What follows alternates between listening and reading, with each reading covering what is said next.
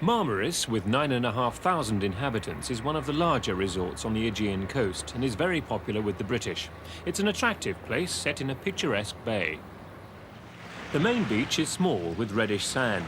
It's relatively quiet, many holidaymakers preferring the more developed beach at İzmir, the next resort along the coast. There's an attractive flower-lined promenade behind the beach.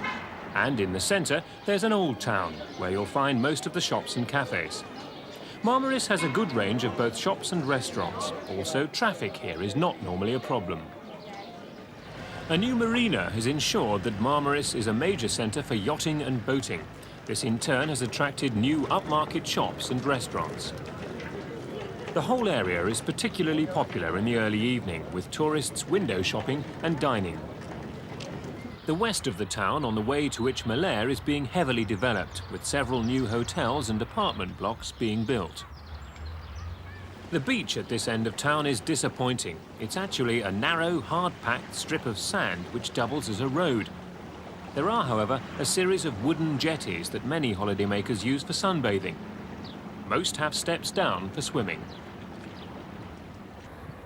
İzmir is set in a bay with a curved sandy beach. It's what they call an up-and-coming resort, which is brochure speak for it's not quite there yet. You can't miss this unfinished feel to the resort. The streets have only a few shops and cafes with lots of gaps in between. There's a great deal of building work going on as İzmir develops into an independent resort, rather than just an overspill from Marmaris.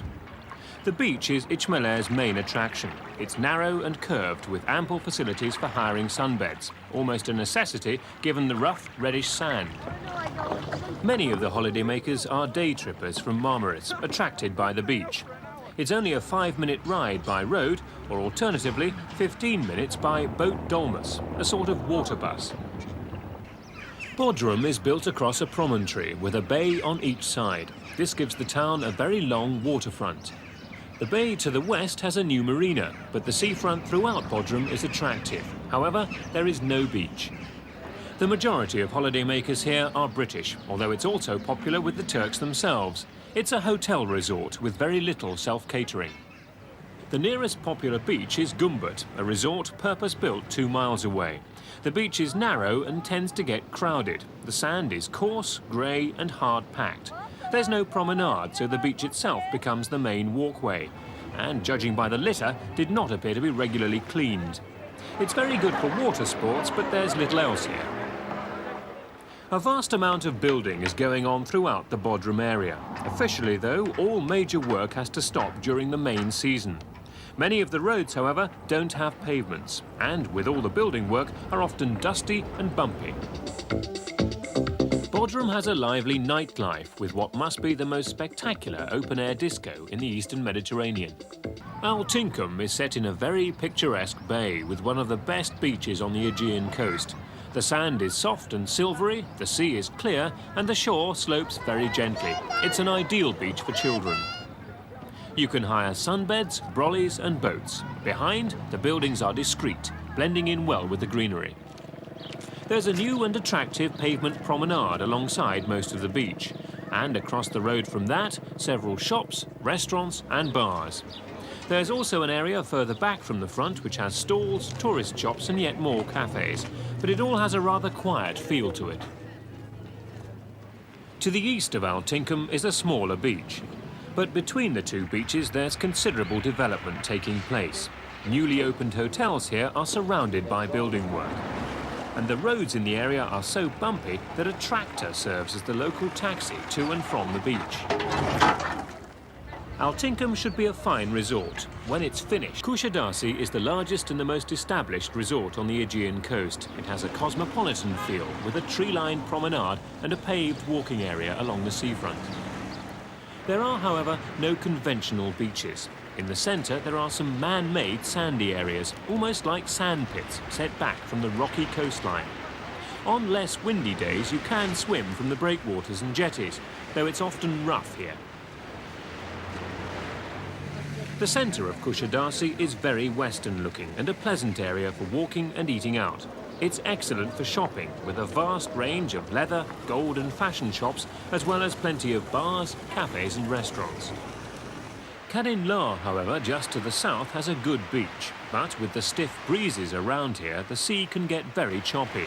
Fun for adults, but possibly not for small children. The beach in Yıllar has soft silvery sand, but being very narrow along its full length, it often gets crowded.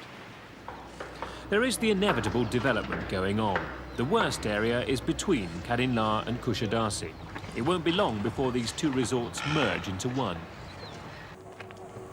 For accommodation, you'll find that the hotels are often small and only 2 or 3 stories. Most Britons in hotels seem to stay half board. There are also pensions, a sort of basic B&B, and self-catering apartments. If you're self-catering, you'll find only small shops in the resorts. Supermarkets have not yet arrived. But beware, manufactured goods like instant coffee and cornflakes are very expensive. Bread, though, and fresh fruit and vegetables are good buys. All the resorts have a good selection of lokantas, the equivalent of the Greek taverna, often in the open air. They will sometimes have large menus outside, but don't assume that everything on them is always available. There are often no menus on the table. The waiter is quite likely to invite you into the kitchen to choose something or bring a selection to your table. Starters are usually metzas, small portions of seafood, yogurt dips and vegetables. You can make a meal of these alone, as some are quite filling. Each portion costs about 50 pence. You'll find that virtually every cafe has plenty of waiters, so the service tends to be attentive. Choosing wine is a bit hit and miss. Each restaurant has its own house label. However, we were told by some locals to avoid anything made in Izmir. The main course is usually lamb or fish. Lamb kebabs or lamb chops cost about £2. Fish is more expensive, around £3.50. But as it's sold by weight, you buy what you want. Turkish coffee is not everyone's taste. If you want a weaker coffee, ask for Nescafe. Liqueurs are quite expensive. Even the local brands cost around £2 a measure. If you were wondering about alcohol, even though Turkey is a Muslim country, it's freely available in the resorts. Only a few cafes in the non-tourist districts are alcohol-free. The local beer costs about 50 pence a bottle. It has a very similar taste to San Miguel in Spain. The local firewater is raki. It's similar to ouzo and also costs about 50 pence. It's normally drunk with water to help it down. Ayran is a popular local drink made out of yogurt and is supposed to settle upset stomachs. It's like a milk yogurt. Apple, mint and orange tea are also popular. A cup costs about 25 pence. Not bad at all. French brandy costs £1.20. Turkish brandy only 45 pence.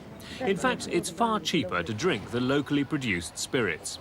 Turkish gin tasted quite different to our brands, but has the same effect.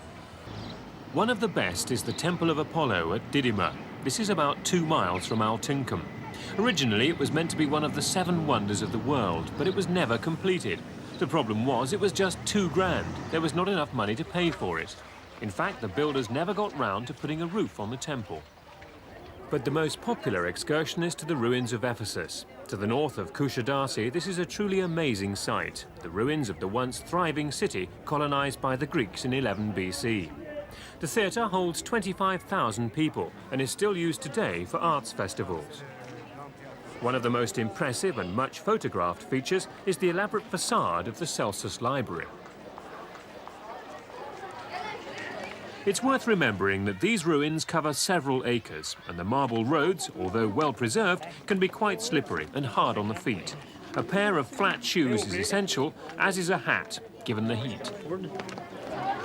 If you want to avoid the crowds, don't go on a Saturday. That's the day Turkish schools have their organised trips to Ephesus. You would never describe the experience as peaceful. The sea is the other big attraction. You can take a boat trip to Rhodes and Kos, the neighbouring Greek islands, but you'll need your passport. Or if you just fancy cruising around the coast, you can hire a gullet, a boat with a crew for the day. They start at about £110, but if there are, say, 6 of you, it's not so expensive. And on many gullet trips, wine and food are included and served on board. Taxis cost about 40 pence a mile, and even though they're not metered, most drivers seem to be honest. Even cheaper is the dolmus, or stuffed taxi. These run on fixed routes, often marked on the front. They're usually jeeps or minibuses and wait until they're stuffed full before they move off. They cost about 25 pence a mile, and tourists often use them between their hotels and the beach. There are bus services to the larger resorts from Izmir and Dalaman, but not always to the smaller resorts. You normally buy a ticket before you get on. To hire a small car costs from £10 a day, and you need an international driving licence. Be careful when driving though. The Turks believe that right-of-way goes to the biggest vehicle. Also, the roads are bumpy, and if it rains, very slippery. There are filling stations on most main roads along the coast. They're not normally self-service, and you'll find petrol is cheap, about £1 a gallon.